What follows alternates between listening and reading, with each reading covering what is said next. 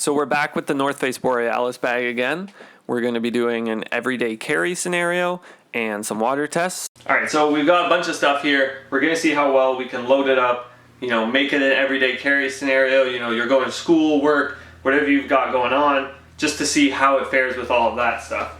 So what we're going to do first is we're going to put laptop in laptop compartment, flip that up, it's all snug and gone away.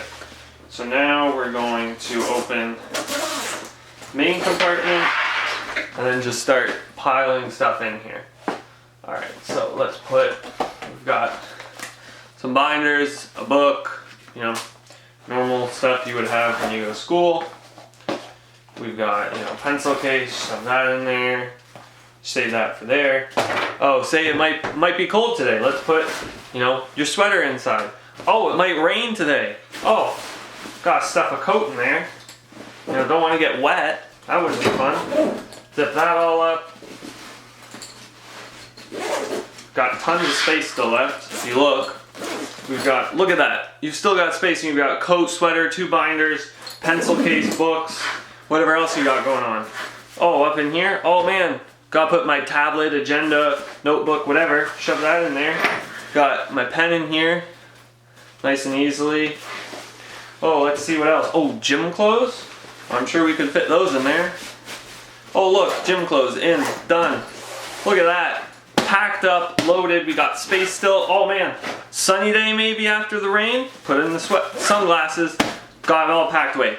This bag looks tiny, but just saw takes a bunch. Let's see how this does. Oh, slides in like butter. See, what about the other side? Can we get our travel mug in? Not as easy, but still in there, not too bad. So now you've got all this in here and then you're like, oh darn, I'm going to the gym, I'm gonna need extra water. Well, good thing you got your empty Nalgene here, and oh, look at this, you got, webbing on the side. Let's just attach that on there. And oh man, you rode your bike to school today? Wow. Let's just latch on the old helmet onto the side of the front of the bag. There you go, look at that. You've got this bag fully loaded and not a big deal. So now what you're probably thinking is, well, that bag's loaded full. I wonder how it looks on someone's back. Well, I can show you that. So right now we've got it fully loaded, it's strapped up. It's super comfortable, surprising of it being loaded full of stuff. There's a shot, it's behind, and then I've got both straps on. It's quite comfortable, and the new straps that they've designed here are just terrific. I'm overall super impressed with this bag, and I think North Face have done a terrific job with their new lineup. Alright, so we've got the water test now, and we've got a shower head that'll simulate rain.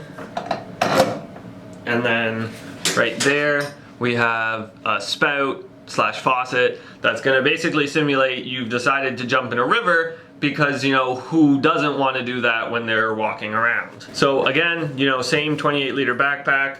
All I've done is loaded it full of towels just to give it some shape, and also that'll help us to determine how it's going to be after and see if there's any water inside. Now this bag isn't rated for water resistance, waterproofing, but I find with North Face bags they don't say that, because the bags that they do have that are water resistant and waterproof are amazing. So I think they don't want to worry about false advertising or have someone come in and be like, oh man, I was out in the rain and my bag got wet. So we're gonna go through those tests. The rain simulation one, I'm sure that if it's sustained for a while, it's probably gonna generate some issues. And the faucet, I'm almost going to guarantee that the whole bag gets wet and I have to lay it out to dry for quite a while. But, this is the point of it, and this is what we want to see, is because you don't want to buy this thinking it's going to be okay, and then next thing you know, all your stuff's wet because you went outside in the rain, like what happened with me with a Fjallraven bag, because, water resistance, but it's not. So it's all good. So let's get to it. Alright, so during this part, it might be hard to hear me, but what we've got is we've got our shower head on, We're gonna spray it on the bag for approximately, you know, probably 30 seconds to a minute, just to get a general idea of how it does in the rain, because in the rain, you're not gonna have a direct spot just right onto the bag, and you don't know what kind of rain it is, heavy, light. So I've got it on a mixed setting here, and we're gonna see what happens.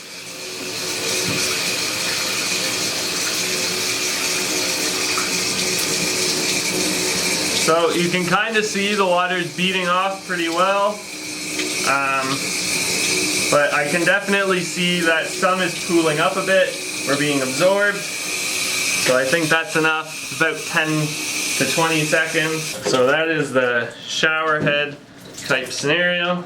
There's a great shot, look at that. See all the glistening beads? It's not penetrating, it's not being soaked up, it's just sitting there. So if I shake it, it moves.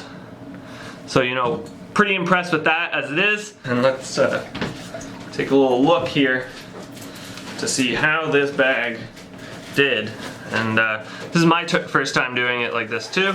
So we're gonna look in the front compartment first, and it's actually completely dry.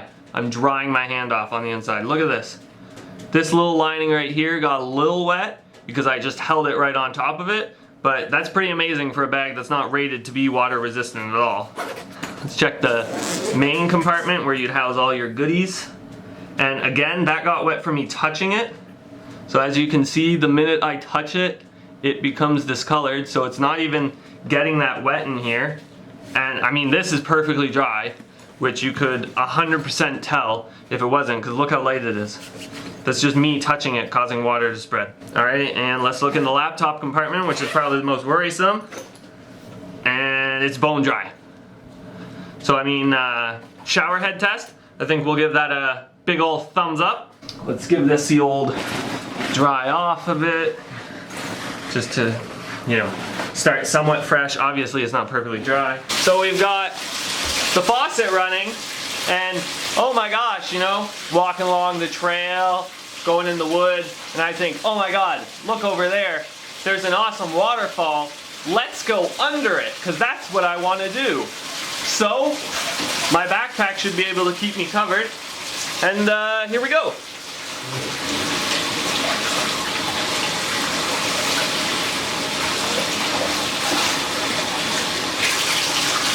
Now again, water is beating off of it, which is a good sign. One thing I will say is I just dripped water all through the zippers, so it's going to be a really good representation, and that would be where you get hit in the event that you decide to go walk under a waterfall. Alright, so as I just said, I basically just drenched the top of this bag with water on it for approximately 10 to 20 seconds. Now, again, not rated for any water resistance of any kind, but the point here is I want to show you how it reacts in these kinds of scenarios, because I don't want you to buy this bag because you think, oh, it'll be great, and then, you know, when you go and get wet and everything's ruined. You know, that's not fun. That'd be no bueno. You know, thumbs down. Alright, so pocket number one. Again, towel's a little wet, might be from me drying my hands on it earlier. This, the heat mesh type thing, perfectly dry. Everything in there perfectly dry. So, pocket two, also perfectly dry. This is amazing. I'm shocked at that. Look at the bag. It's perfectly dry. There's not a bit of water really in here. Is that a bit? No. This is getting wet. This is wet a little on the inside, but like you can still see, it's kind of just beating off. It's not actually absorbing it. And the laptop compartment again, bone dry, everyone. And you saw completely under the tap, right on the zippers. Oh, let's take a little look in the old pocket. Oh, yep. So the problem with this right here is, I'm gonna let you know, this is where a bunch of water pooled up. And I can almost guarantee I didn't shut it properly because it gets caught. And if you look down there, it's a bit of a hood that goes over, so it gets a little difficult. But overall, very impressed with water resistance, because that's barely even snuck through to the other compartments. So they've contained it very well. It's very well, you know, divided to keep every pocket individual, and separated. All right, so what I did was I waited about 30-45 minutes. I stuck a towel inside this front glasses pocket because it was the one that it got caught. Water got all pooled up here and seeped in because, you know, I was an idiot.